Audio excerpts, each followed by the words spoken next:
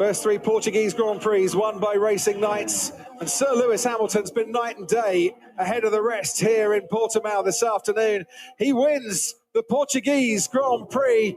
Max Verstappen is battling for the fastest lap of the race to add to the 18 points that he's going to pick up for second place. Hamilton will increase his lead at the top of the championship. Whatever happens on this lap for Max Verstappen, Red Bull just did not have the pace in the second half of this race to challenge Mercedes today. Verstappen comes home for second place and takes the fastest lap as well. So it's 19 points for Max Verstappen, and Valtteri Bottas will come home to take the third place on the podium.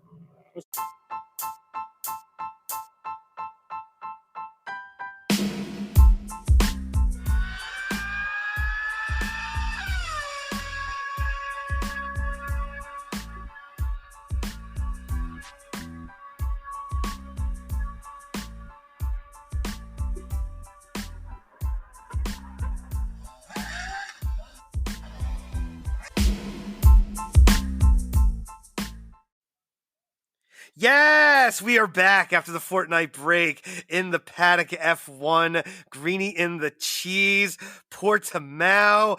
That was Crofty's call on Sky Sports, courtesy of Formula1.com. What a race. Lewis Hamilton, the GOAT, just dominated. Greeny, good evening. Good evening, Ryan. How are you? It was another Lewis Hamilton win, and I don't want to ever discount a Lewis Hamilton win. You know, it's like discounting a Babe Ruth home run and shrugging it off. You know, it's a big deal. It was a big win. He won by a big margin, despite the fact that Verstappen pitted to try to get to best lap, which he did. Picked up another point, as we heard there in the broadcast. So yeah, it was not an exciting race. I think we were a little spoiled by the first couple races and what we got in the first couple races for sure. And it was a good race, man. I mean, it was separate from what happened. The pole winner didn't win. Bottas had pole and he came in third. Hamilton and Verstappen went right through him. I mean, they asserted their dominance. It was good stuff, man. I mean, it was not great like we saw the first two races, but it was good stuff, and it's beautiful. I mean, Portugal. I mean, oh my God, that is unbelievable. And I know you were telling me, which I was unaware of before this past broadcast, was that everything's self-sustainable, and it's just this magical place, Portimao, to watch a race, and it was gorgeous. Portimao, Portugal, son. The southern coast of Portugal. Down the road from the track, you got the beaches, you got golf courses, you got it all down there. Gorgeous section. The track is 100% self-sustainable, as you just said. 25,000 solar panels or something like that power the track, so no need for outside juice. They got their own, and the track is fantastic. I love the up and down roller coaster feel. It's got a nice flow to the track, kind of like an old schoolish type of feel. But it's a great track, great racing, slippery conditions. So the drivers have to be on their game, no mistakes. And Lewis, being the GOAT, showed why he is the GOAT. He dominated the slippery conditions all weekend. And when it became race time, after the Kimi stupidity on the opening lap, which brought out the safety car there early, after Bottas had that jump, when they're holding the pack down, because Portimao doesn't have that long straight, so he held it as long as he could before he makes the jump. Lewis was a little late on the jump, so Max got a better jump past him. But then Lewis with the outside, with the passes on Max and then the pass on Valtteri, were just gorgeous high-speed passes into the first corner, and then off Lewis went, and away he goes, as we've seen in the past. But just awesome domination by Lewis, showing why he's the GOAT and why he's leading the championship.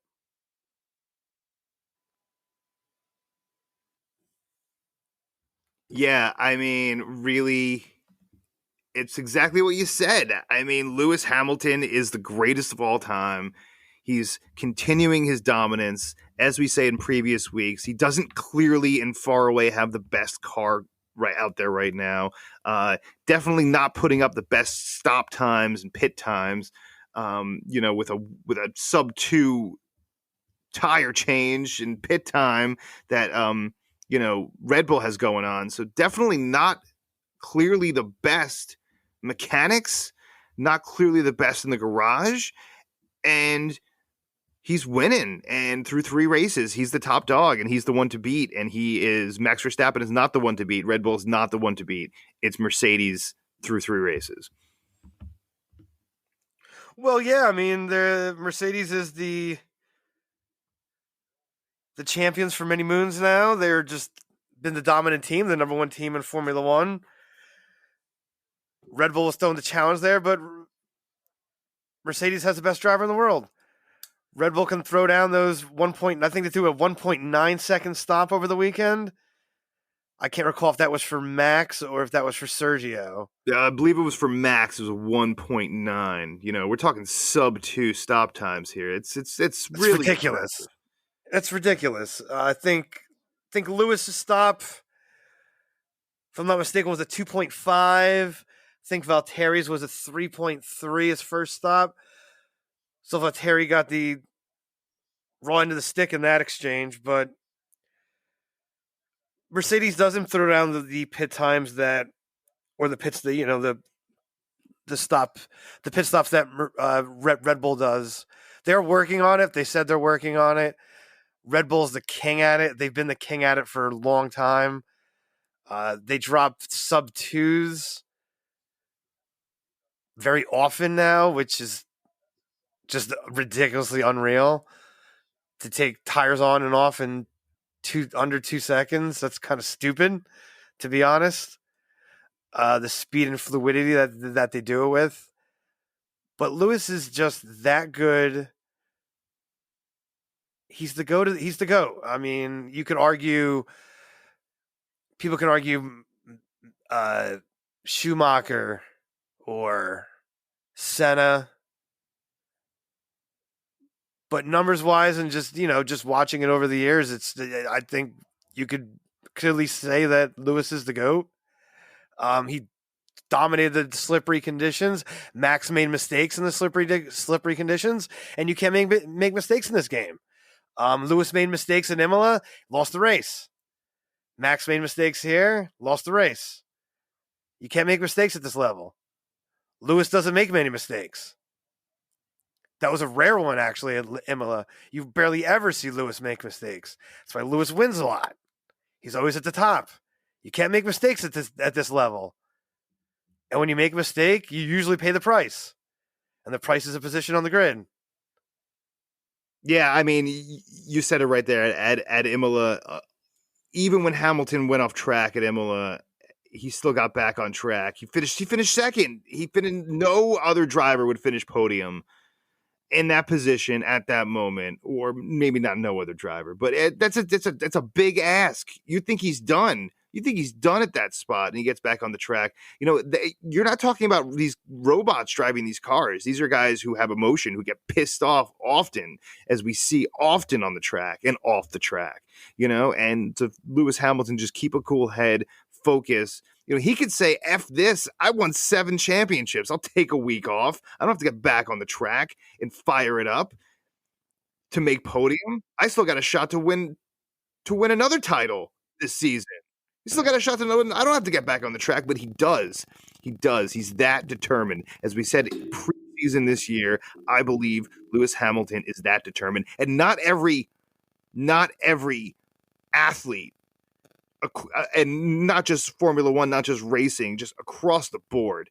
How hard is it for some of these athletes who won 6, 7 titles, who have dominated their sport, who make the most money of any athlete pretty much in the world, get out there every single week and put on a show like Lewis Hamilton does? I'm not the biggest Lewis Hamilton fan as far as watching Mercedes win every week, but damn, what he's doing, this is stuff of legends. I mean, it really is just so impressive. Just really the stuff of legends right now. And I think everyone should really take a step back and really don't get mad at Lewis Hamilton for being as good as he is and winning as often as he is, and looking at the down the barrel of an 8th title here. Look at it as something really incredible that we're getting to witness, to watch every single race, because what he's doing is so damn impressive. I concur with that 100%. I agree with Drew with that 100%. You're getting that legendary athlete to watch. Your Michael Jordans or Babe Ruth, Joe DiMaggio's, Ali's in his prime. You're getting that legendary athlete that you should just sit up and watch. Appreciate it. Don't be a hater. Even if you're sick of Mercedes winning and over again, well, that's the reason they keep winning is because that man just is on a different level than everybody else. The Yankees won over and over again because they had the best players. Because they had Babe Ruth, because they had Mickey Mantle. All right. The Patriots won over and over again, as we know now, because they had Tom Brady. All right. These teams win over and over again because they have the best personnel, they have the best players, and they have some of the best players of all time. You're not the best player of all time. You're not the best athlete of all time if you don't win titles. That's all he does is win titles. It's so damn impressive. All he does is win titles.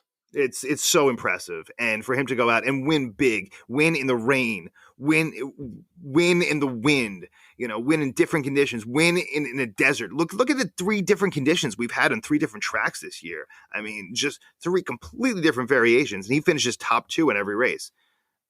I mean, come on, in the desert, ridiculous. In the desert, ridiculous. It's ridiculous. Race 1, in the rain, race 2, and now in the wind and windy conditions. In the 3rd race here on the seaside. And by the way, legend has it that Atlantis was known to be a potential place, if you believe in the legend of Atlantis, was right there off the southern tip of Portugal. Thank you for that history lesson, my friend. I don't think it was a history lesson, more of a conspiracy theory that I just spit at you. But yeah. I mean, just gorgeous. But yeah, I mean, what else can you say? And the fact that race was called is so matter of fact and, ho hum. And I understand it's, when you have a finish with a gap so big between first, second, and third, that the number 2, guy can go in for Verstappen can go and get fresh tires and go for the best lap. It's a little bit ridiculous, right? It is. If you look at it from that perspective, like 1, 2, 3 was so going to be unchanged with 3, 4 laps to go that it didn't matter that number 2 guy pitted and was in the same position between 1 and 3 that he came out. Yeah, I get it. But that's not what we're talking about. Don't worry about the other guys at this moment. Worry about Lewis Hamilton. And Lewis might not do this. I mean, at any moment, as we know, people who've watched athletes at this level, who are watching Tom Brady right now and being like, oh, he's going to win another championship or be competitive, or whoever that is. Look at any of these soccer players from around the world, or football players, or it goes quick. And when it goes quick. Look at Tiger freaking Woods. It goes quick. One day you're on top and the next day you're on the bottom. So you never know when this is going to end. You never know. No, you never know, man. You just got to appreciate it while you can. Watch it, appreciate it. Because things don't last forever. Things come to an end. I mean, Lewis could turn up after the season and say, yeah, I got 8. I'm good. Even though he's still at the top of the game. I mean, I'm not giving the guy the title yet. I'm not giving the guy the title. Well, I'm just saying if he does and he gets 8, he could just walk away after the year if he wanted to, even at the top of his game. Yeah, I mean, it's tough what he's doing. I don't think people realize what he's doing to his body, how much determination, how much work he puts in every single day to win these races. It is incredible. It is incredible. And if he walked away last season, I would totally understand. But he is so determined to get 8 and be the greatest of all time, and you could see it on that track. And Imola was a great example. And you made a great point there, Cheese. It was a great example when he got back on the track and finished second. In terrible conditions, he could have just packed it up right there and been like, all right, done. I'm going to DNF. It's fine. That could be crushing. That could be crushing to you mentally. And you got to get back. You got to be so focused, and your mind's got to be in the right place when you're driving these cars. And you make that massive mistake when you know you can't afford anything like that in the championship this year. I mean, you could see it when he got out of the car after that happened in Imola when they had the red flag. You could just see it. He had to go walk away and gather himself and come back so that he could put the hammer down and tear it up and get back to second place. Not a lot of people can come back and do that after making that kind of mistake. That's things of legend. That's things of legends, though. Heroes. That is a lot of waxing poetic about Hamilton, and I know we're not going to have too many moments this season where we're going to be waxing this poetic about Hamilton. So any first-time listeners, hope you're not vomiting in your mouths right now with all this love. But you know, and we are equally critical of Mercedes and equally critical of Lewis Hamilton at when needed. But this was really just a moment to take a step back and look, because we might not have this moment again. Every race might be super. Well, you want to have a little fire and fury. You want a little fire and fury towards Mercedes? I'll give you a little fire and fury to Mercedes. What is the hell is Valtteri doing? Come on, man. You got to start bringing it. You're already 37 points behind your teammate. 37 points after 3 races behind your teammate. The man's got to start bringing it. I think you're looking in the rearview mirror at 2, I'm sorry, the other way around, that you have 2 incredible drivers looking at you in the rearview mirror.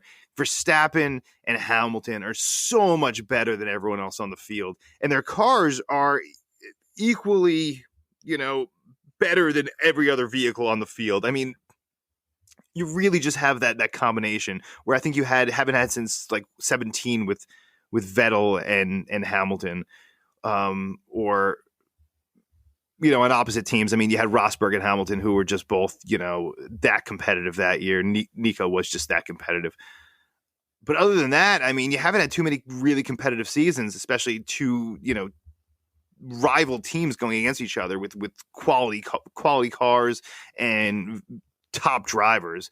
So I think you're in definitely a different situation. I think Bottas is just, he's clearly you got to start bringing it. He's not a Hall of Famer. He's not. No, you got to start. You still got to start bringing it. You got to start bringing it. You got to hold off Max there. I mean, he's just clunking this year. He can't. He's clunking. He's just clunking. He's an average Formula One driver driving a great car. You could see the frustration on his face too. You could see it. You could see the frustration. I mean, if you win, you can see he's getting pissed off. If you're on Exactly. the front row, you should be 1-2. I mean, if you're on the front row, if you win pole and you're not 1 or 2, it's a disappointing day. I understand he came in third. That's if you're not 1 or 2, and you better have a good reason that you finish second. If you're on pole, you better win, especially when in the best car, or 1A, 1B, however you want to rank Red Bull, Mercedes this year. And I think still, the jury's still out on who's the better car. Although it's starting to look like Mercedes is taking a little bit of an edge there in the race. But I think there's a lot of season left. We had 3 very different races, 3 very different track conditions, 3 very interesting races in many different ways. But it's clear to see that we do have a race this season between Max Verstappen and Lewis Hamilton. Ready to take a little break there, Ryan? Let's do it, son. We'll take a little break, and we'll be back in just a moment with some other highlights, well, but non-Lewis Hamilton, Max Verstappen highlights from yesterday's race. We'll be back in a moment.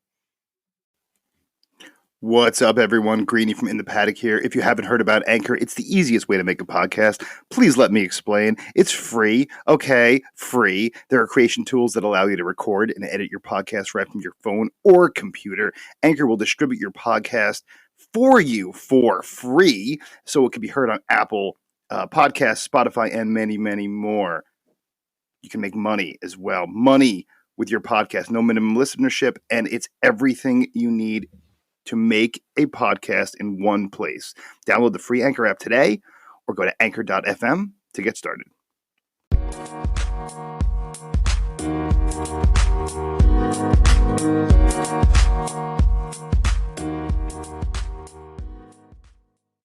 What's up, F1 lunatics? We are back.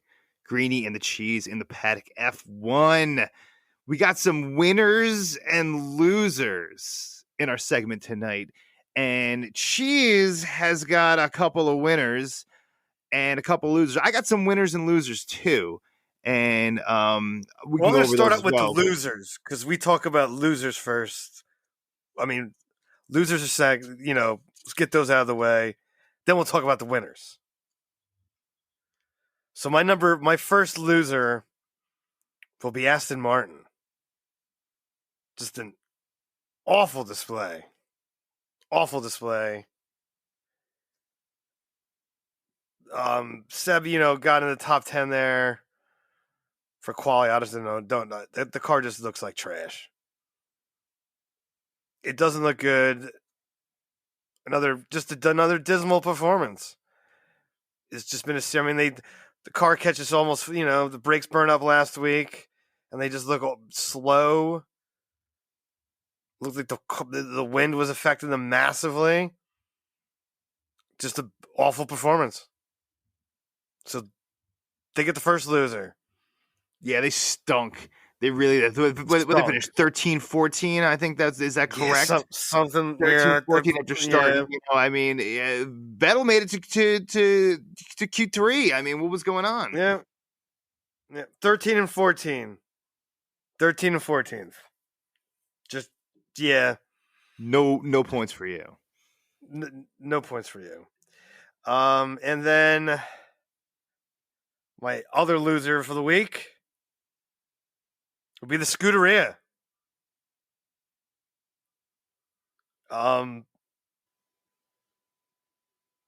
Bonehead decision in the pits yet again. I don't know who the heck made that decision. When you bring Sainz in that early, and everybody else who comes in at that time, what did they throw on their cars as their second tire, Michael? Hard tires. What did Ferrari throw on Sainz's car? Not the hard tires. So what happened to them at the end of the race? They came in stink. That's what they did. You're slow because you're on rubbish old tires that you're trying to ink out when everybody else is on the fresher compound that can go longer. But no, whoever made that gun-ho decision at Ferrari is a moron. Needs to get taken out back and straight up punched in the face. And that's all I have to say about face punching going on this season. But I understand your point, and I understand where you're coming from. Any Ferrari fan was definitely pissed. I mean, you want to score points with both your vehicles every single race, and that's what I think you need to be if you're McLaren, if you're Ferrari, if you're Red Bull, and if you're Mercedes. Those four teams should be scoring points with two drivers every single race. No excuse unless it's the garage's fault. You're darn right. You're darn right. It's just a bonehead strategy decision. Yet again, the trend is continuing. I mean, heads gonna have to roll soon because this strategy nonsense is completely ridiculous. Just completely ridiculous. I mean, you start the pit cycle trying to start, go for the undercut, and then you make that just a bonehead call. Just so bonehead. Those tires the mediums were never going that many laps. Just what was it? I think they had to go. I think they brought the Sainz in. What was it, the early 20s? Oh, too early. Too early. No, I think 23. 20. I was gonna say 22, 23 or something like that. I think they brought him in something like that. I mean, the mediums aren't going to lap 66 on. Come on now. Come on. Yeah, I wasn't sure what that strategy was when it was going on. I really thought at that moment he was just the first to pit and we'd have everyone pitting behind him. But when you're the first to pit like that and no one else pits for another 10, 11 laps, yeah, it's not going to be a good day for you. No, if you're going to roll the dice, you better throw on the hards then too. Come on. That was just, I don't know what kind of decision that was. It was a completely. All right. Is that all your losers? Foolish. Those are my losers. All right. A quick comment on your losers. Do you have any additional losers? First of all, Charles Leclerc did gain 2 spots, starting 8th and finishing 6th. So I think that's definitely a win for him. George Russell, definitely a loser for me. Atypical, because I usually like George. He's Saturday George, Sunday it just doesn't happen when he's in the Williams. His race pace in that car is just not there. Yeah, and Saturday it throws down, and Sunday it's just not there. Yeah, and Kimi had a good couple races. Definitely, I was very impressed in the first 2 races, especially last time out. But definitely a little bit of a mess today. That was a rookie move. Yeah, that was a rookie move. And that front wing, I mean, that was I don't know, frustration or what was going on there, but that ended his day early. It was just a rookie move. That caused that first safety car or and yeah, off we went. So definitely those are my losers for the week. A little tough love for those guys because I mean George Russell and Kimi have been really stellar in those first 2 races. So hopefully they'll come back next week and we'll get a good show from them. So winners because everyone loves a winner. So what do we got in the winning department? My first winner is going to go to McLaren. 5th and 9th. Danny with that fantastic drive coming from 16th to throw it back and to bring it up into the points. Just a fantastic drive. I actually expected Danny to finish in the points after what happened in qualifying, not making out of Q1. The man sounded pissed on the radio, and when Danny's pissed, he's bringing it. He's bringing it on Sunday, and he brought it. Yeah, something happened in quali. I don't know what happened. But that's what he made a mistake. Happens. He made a mistake, and it usually happens. Guys get a little arrogant in Q1 and driving in the bigger cars. It happens every once in a while. It happens from a player from time to time. So But he wasn't going to bring it, and he brought it. And Lando finishing 5th, which was a nice, solid finish for Lando in the tricky conditions. My number 1 winner of the week, outside of Mercedes and Lewis Hamilton, will be Alpine. With the 7th and 8th showing. Very impressive. The car looked quick. I loved hearing Fernando on the radio as he was passing people, and he'd just come on and say, "Who's next? Who's next? Who's next?" I loved hearing the Fernando on the radio, bringing it, having that fire in the belly. Always a Fernando fan. But it was great to see Fernando driving and mixing up with some people and bringing the fire and the fury and passing. And Ocon had a great drive as well. The Alpine looked really good, really really good with the upgrades that they've been bringing. So definitely the car's definitely a big improvement. They needed the showing, to be honest, if they want to be up with the other drivers, other teams in the mid pack. For the constructors. So they needed the showing and they brought it. And I will give them the second winner.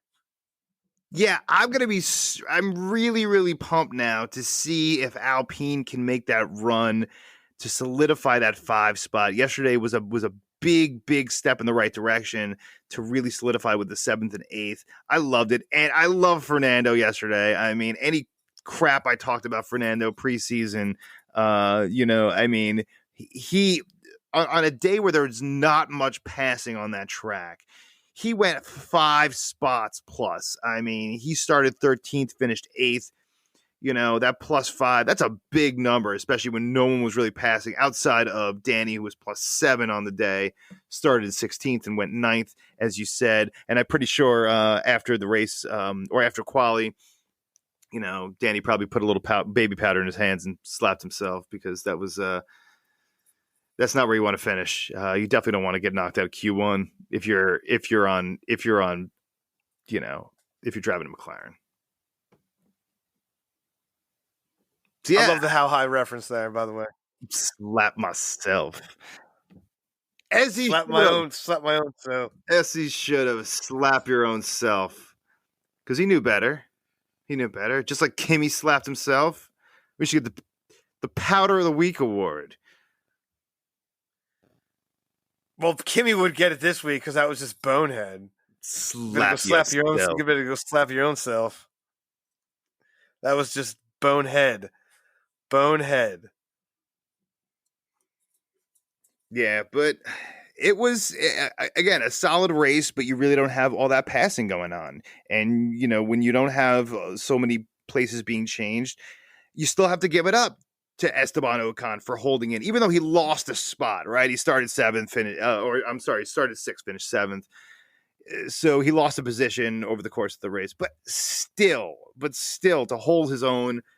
That's a tough race. 66 laps. It's a big performance from Alpine. It's a tough race. It's a big performance from Alpine this week. And it's a tough race. A lot of teams have been bringing the upgrades too, but that's a big performance from Alpine. They needed it, and the car looked quick. It looked quick. It looked good. Yeah. It looked good. It did. It looked good. It looked competitive, and hopefully we'll be off. But it does make it interesting too between 5th and 6th. I'm still not giving up on some of these other teams as well. Especially with Yuki, who we didn't talk about, who's probably going to be the rookie of the year this year without a doubt. Early favorite for rookie of the year this year. But there's still a lot of racing to go. There's still a lot of interesting stuff to go. 20 more races to go. We still have one segment to go tonight. We're going to come back in a moment, and we're going to talk about some other winners and losers, and that was on the old gambling front. Let's take a look, see what we got here, and we'll be back after this in the paddock, greening the cheese.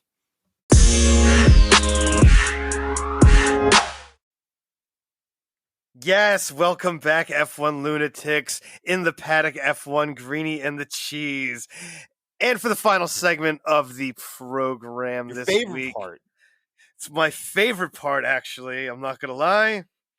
It's to see if Greenie is strutting around like a peacock, or if he's putting his collectibles up on eBay for sale.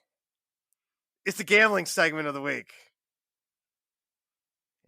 eBay, or I don't know.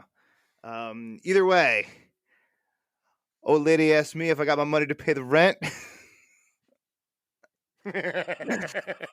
I said, gonna wait till next Friday. Yeah, no, it was not the worst day. So I did have my 1-2 come through. Let me just interject real quick here. Hold on. I'm not gonna lie. I brought this up after the show last week, and just want to throw it out there.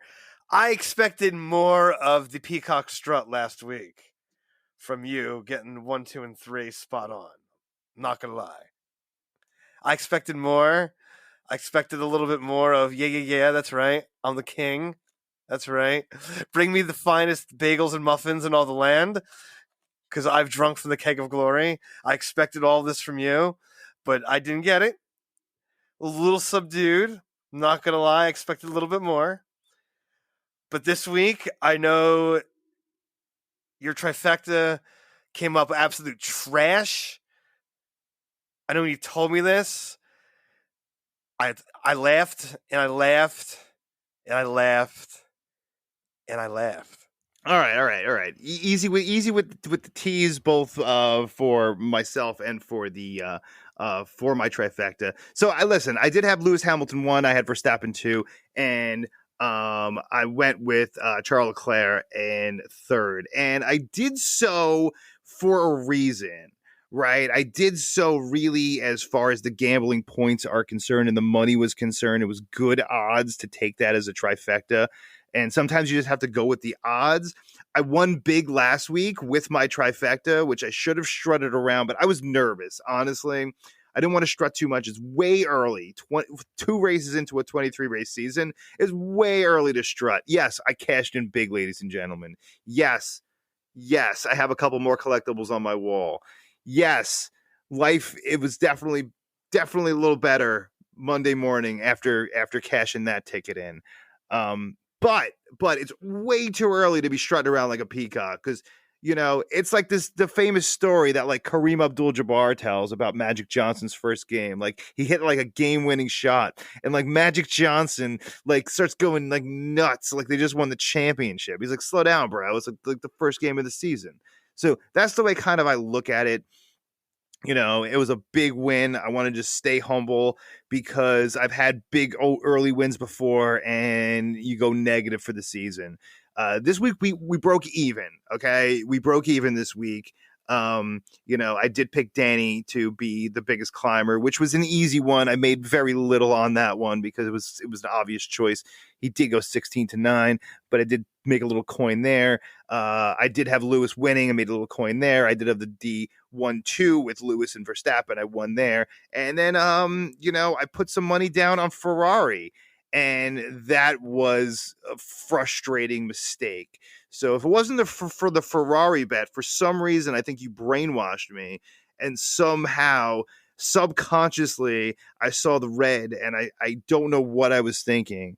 But sometimes you bet with your head, and sometimes you bet over it. And in the situation with Ferrari, I not a good bet. So Ferrari kind of screwed me. I stayed away from McLaren this week, outside of Danny. So I guess I didn't stay away from McLaren, but and Lando actually showed me a lot this week, but I stayed away from Lando after winning big with him last race, and that was it. It was a break-even week. I'm okay with that after a big win in second race of the season, but I got crushed in Bahrain, so we're not, it's a long season here. So for anyone at home, again, in the U.S., 1-800-GAMBLER, if you do have a gambling problem, and yeah, for anyone who doesn't, continue to follow my bets. Hopefully we're going to try to get a show on. I know we didn't get a post qualifying show up. Hopefully we'll get a post qualifying show up for next race. We should be able to. Schedules did not work this week, unfortunately. I'm sorry? Schedules did not work this week. Yeah, unfortunately, it does happen. It does happen. And the real world does get in the way. We had a whole bunch of listens, so I really appreciate it for anyone who, piled on this morning and listened to the Imola episode over again. Wait, let's do the shout out section of the program, my friend. Yeah, and it, you know what? First and foremost, I do want to say that we really appreciate all the listeners that we've been getting from all over the world. It's been really humbling for myself, maybe not for Cheese, but for myself. No, it's absolutely humbling. It's but we 100% humbling. I don't know what you're talking about. We are. I'm just kidding, man. But we are coast to coast, and we are getting love from the UK and from France and from coast to coast. I know there's a couple areas that have been shouting out to us, so we're going to shout back out to them. I know to Cheese, man, do your shout outs, man. Let's shout out to Milwaukee, the good land, one of our hot spots, Chicago, Illinois. Hello to Chicago. Hello to London, England. Thank you thinking you guys maybe driving down the M4 listening to us. That's my vision over there. That's embarrassing for them. Hello to to listen France. To us, so thank you. Got some listens in France. Definitely digging the France listens. So hello to France. Hello to Hollywood. Los Angeles. The home of the dude. Hello. Yeah, we've been getting love from all across America. It's been really, again, it's been And of course awesome. to our home areas. Pennsylvania, New York, and New Jersey. Our home areas. Hello. Can't forget our home areas to shout out. Yeah, no, and we do appreciate, again, everyone around us and who's been listening, who's been checking out the show. We got more, sir. I'm sorry. We got to say hello to Texarkana. Texas, hello. Texas tuning in. New listeners out in Texas this week, shouting out to us. We're shouting back at you guys. Really appreciate the listen. And who are we missing? I don't know. Are we gonna shout out everyone's birthdays, Arizona? like on their birthday? We send your birthday messages. Let's just shout them out this week. We're gonna shout them out this week, and I think Arizona, correct? Yeah, we had some listeners out in Phoenix and out in Tempe. So hello to Arizona. As you're recounting out all the ballots out there in Arizona, take some time and listening to In the Paddock F1 with Greenie and the Cheese. So hopefully we're not messing up your count. Don't screw it up, guys. You're out of control. Let's keep the political stuff off the program. Thank you very much. It was just factual. That's all it was. I was not leaning one way or the other. I'm just stating facts. Fair enough. You done? You done here? I'm done with the shout outs. Right. Sorry if I shouted out everybody who listens. I think they deserve so. And I wanted to shout out you, Cheese, for doing a stellar job once again. And a shout out to anyone who listened to. Shout out to you, my friend, for all the production value you also provide off the air that nobody gets to see. Yes. The sweat and toil of actually getting this disaster into a listenable format and put onto multiple podcasting applications for your listening pleasure. So yes, thank you, everyone. Thank you. We could not have done it without you guys. And it's been a pretty fun ride so far. Apologize to anyone who downloaded last week's episode again, listened again, or from last race's episode, listened again, thinking it was a new episode. You're going to get your new episode tomorrow morning. So rock that out. Anything you want to say? We will be back. Not a fortnight this time. We'll see you next week. Circuit de Catalunya, Barcelona. We're going to see you in like 5 days, right? We're going to do a Saturday night show? 5 days, yes. We're going to do a quality show? We will be back Saturday.